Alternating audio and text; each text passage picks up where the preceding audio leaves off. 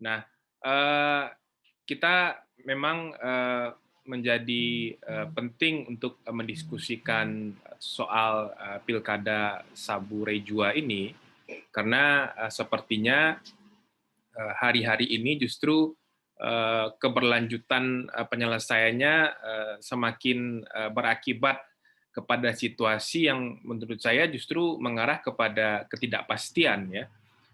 Padahal sebetulnya kalau penyelenggara pemilu, pemerintah itu bisa bersikap jauh lebih clear dan tegas, harusnya ini sudah bisa diselesaikan. Nah, untuk menjemput sedikit ingatan kita sebetulnya terkait dengan kasus ini kehebohan terkait dengan adanya calon kepala daerah terpilih di Kabupaten Sabu Rejua yang diketahui ternyata memiliki kewarganegaraan Amerika Serikat ya, itu baru terungkap ketika proses pemungutan suaranya sudah selesai sebetulnya. Sudah ada calon yang meraih suara terbanyak, dan kemudian setelah itu selesai, tahapan itu dilakukan, muncul jawaban dari Kedutaan Besar Amerika Serikat bahwa memang calon yang meraih suara terbanyak tersebut eh, merupakan warga negara Amerika Serikat. Nah, baru disinilah muncul perdebatan dan kekhawatiran ini bagaimana penyikapannya terkait dengan seorang calon kepala daerah terpilih yang kemudian dalam kronologisnya juga sudah diajukan oleh KPU untuk dilantik ke Kemendagri. Ya. Nah, pada akhirnya kan memang bupati terpilih dan wakil bupati terpilih di Kabupaten Sabu Rejua ini ditunda untuk dilantik oleh Kemendagri, dan sebetulnya belum ada sikap yang jelas baik dari penyelenggara pemilu maupun dari pemerintah berkaitan dengan hal ini. Nah, yang terakhir seperti yang tadi dihantarkan oleh Kavi, justru ada permohonan perselisihan hasil pilkada yang saat ini diajukan. Ada dua permohonan juga yang diajukan ke Mahkamah Konstitusi, satu oleh pasangan calon, satu lagi oleh perseorangan warga negara.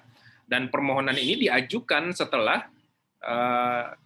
kasus ini ribut di publik, dan yang pasti proses di Mahkamah Konstitusi sudah berjalan sangat jauh.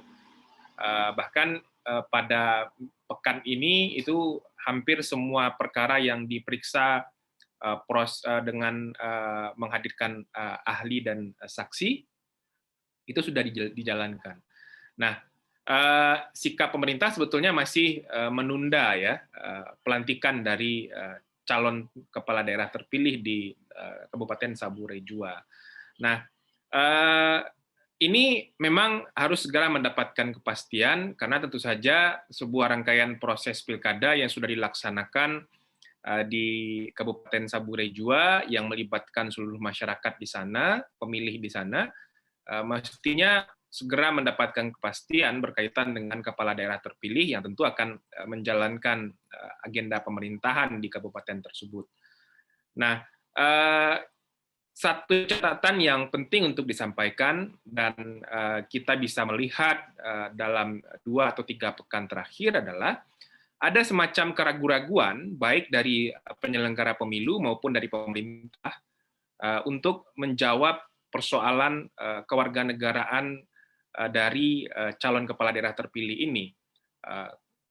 Penyelenggara pemilu sepertinya juga tidak berani bersikap, dan bahkan terkesan untuk sudah melepaskan tanggung jawabnya untuk kemudian merespon persoalan ini karena merasa tahapan pilkada sudah selesai dan mereka sudah mengajukan pelantikan, tinggal pemerintah atau Kemendagri mau melantik atau tidak. Kemendagri pun mengatakan masih menunggu kajian dari Kementerian Hukum dan HAM terkait dengan status kewarganegaraan dari calon kepala daerah terpilih ini.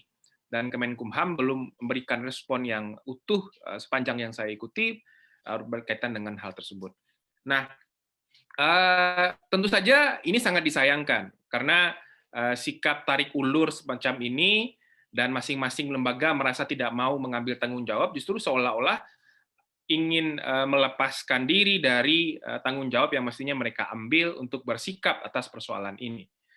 Nah, Karena diskusi kali ini kita coba untuk kemudian memberikan jawaban, makanya ingin mencoba menjawab polemik Pilkada Kabupaten Saburai Jua ya. Ini ada Prof. Topo, ada Mbak Bibip, ada Pak Hadar, dan Mbak Viola juga di sini nanti yang akan memberikan pandangan-pandangannya berkaitan dengan hal ini. Menurut saya memang ini harus diselesaikan dan harusnya penyelenggara pemilu juga tetap mesti memainkan peran sentral di dalam penyelesaian masalah ini.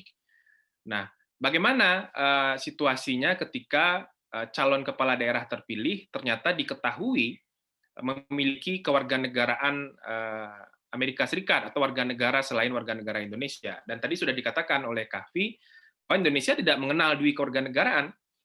Dan ketika ada konfirmasi dari kedutaan besar Amerika Serikat bahwa yang bersangkutan memang adalah warga negara Amerika Serikat, tentu itu sudah jadi satu dokumen yang sahih ya, yang sah untuk kemudian menindaklanjuti posisi hukum dari yang bersangkutan sebagai kepala daerah terpilih.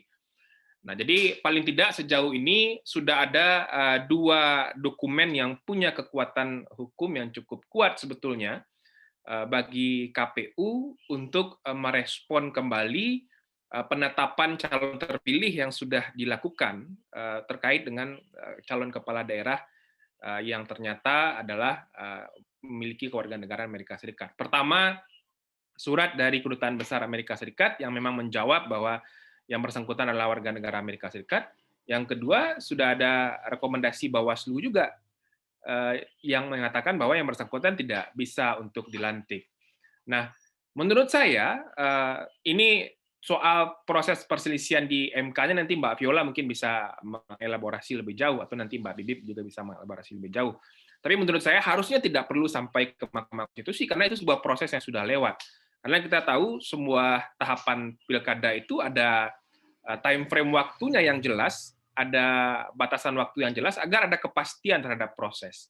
Nah, kalau sekarang di tengah polemik ini justru kemudian menghadapkan persoalan ini ke Mahkamah Konstitusi, menurut saya MK juga akan ada di posisi yang cukup dilema ya begitu. Tapi yang pasti sejauh ini dua permohonan ini sudah dapat nomor registrasi perkara di MK. Nah, menurut saya ketika persoalan ini mengemuka, mestinya dengan adanya surat dari Kedutaan Besar Amerika Serikat dan ditambah juga ada rekomendasi Bawaslu, KPU mestinya bisa mengambil sikap untuk kemudian mengkoreksi penetapan atau surat keputusan penetapan calon terpilih untuk kemudian diperbaiki yang akan diajukan ke Kementerian Dalam Negeri. Nah, kita bisa merujuk ya, menurut saya salah satu ketentuan yang bisa dirujuk dalam persoalan ini tentu saja ketentuan bagaimana kondisinya ketika ada pasangan calon bupati dan wakil bupati yang salah satunya kemudian berada di kondisi yang tidak bisa untuk dilantik. Nah, kondisi di mana adanya calon kepala daerah memiliki kewarganegaraan negara asing, tentu saja otomatis status WNI-nya hilang. Menurut saya itu sudah memang tidak bisa dilantik, karena tidak mungkin melantik orang yang bukan warga negara Indonesia sebagai kepala daerah. Makanya karena ada situasi seperti itu, menurut saya calon bupati terpilih ini bisa dikategorikan berada dalam kondisi di mana dia sudah berhalangan tetap sebetulnya untuk bisa dilantik sebagai kepala daerah. Nah, kondisi dia berhalangan tetap ini sebetulnya bisa merujuk kepada ketentuan dalam pasal 164 ya, ayat 4 Undang-Undang Nomor 10 tahun 2016. Nah, dalam pasal tersebut dinyatakan bahwa memang ada ruang dan kesempatan untuk melakukan pelantikan pasangan calon bupati dan wakil bupati secara tidak berpasangan. Nah, lebih lengkapnya ini kita bisa lihat dalam hal calon bupati dan calon wali kota terpilih meninggal dunia, berhalangan tetap, atau mengundurkan diri, calon wakil bupati dan calon wakil wali kota terpilih tetap dilantik menjadi wakil bupati dan wakil wali kota meskipun tidak secara berpasangan. Nah, menurut saya situasi ketika calon bupati tidak memiliki kewarganegaraan Indonesia lagi atau status warga negara Indonesianya hilang, ya yang pasti dia tidak bisa dilantik untuk jadi calon kepala daerah. Menurut saya ini bisa dikategorikan pada situasi di mana yang bersangkutan sudah berhalangan tetap. Nah, makanya konfirmasi atau keterangan surat dari Kedutaan Besar Amerika Serikat itu sebetulnya sudah cukup jadi alasan hukum bagi KPU untuk memperbaiki keputusan tata usaha negara dalam bentuk penetapan calon terpilih itu, yang kemudian memperbaiki usulan pelantikannya hanya untuk wakil bupati ke Kementerian Dalam Negeri, karena tidak mungkin melantik orang yang tidak berstatus warga negara Indonesia menjadi bupati. Nah, barulah nanti wakil bupatinya dilantik, kemudian dia diangkat jadi bupati, mekanisme pergantian wakil bupatinya yang akan mengikuti mekanisme pergantian antar waktu sesuai dengan undang-undang pemerintahan daerah. Jadi menurut saya persoalan ini tidak perlu juga sampai ke Mahkamah Konstitusi sebetulnya kalau lembaga penyelenggara pemilu, Kementerian Dalam Negeri dan Kemenkumham bisa firm ya dalam bersikap untuk melihat persoalan ini. Pesan yang muncul saat ini justru saling tunggu dan tidak mau mengambil keputusan dan sikap ya. KPU merasa tanggung jawab mereka sudah selesai, kemudian memindahkan itu kepada Kementerian Dalam Negeri. Menurut saya tidak bisa seperti itu. Karena yang menyelenggarakan tahapan ini kan KPU, Bawaslu termasuk juga lembaga yang mengawasi tahapan ini juga mesti mengambil sikap. Jadi ini yang bisa menjadi salah satu jawaban ya terkait dengan polemik ini agar ada kepastian. Tapi tentu saja proses persisian hasil di Mahkamah Konstitusi yang baru diajukan ini juga akan menjadi semacam pertanyaan baru begitu ya, akan seperti apa MK melihat permohonan ini. Karena soal syarat waktu tentu saja menjadi salah satu yang sangat mendasar bagi MK, dan termasuk juga ini kan sudah sangat jauh sekali, tahapan perselisihan hasil itu sudah sampai di proses pembuktian, sementara ada permohonan yang baru dimasukkan dan didaftarkan. Akan seperti apa MK memeriksa ini, menurut saya juga akan jadi hal yang sangat menarik untuk terus diikuti. Dan tentu harapan ke depannya ini harus ada kepastian segera karena berkaitan dengan jadwal tahapan pilkada yang mestinya sudah selesai. Yang pasti sekarang pelantikan bupati dan wakil bupati Kabupaten Sabu Rejua ya baru sampai ditunda oleh Kementerian Dalam Negeri. Kenapa masih ditunda dan sampai kapan ditunda? Ini kan juga tidak ada kepastian. Apa sikapnya? Apa yang ditunggu? Kenapa ini ditunda begitu?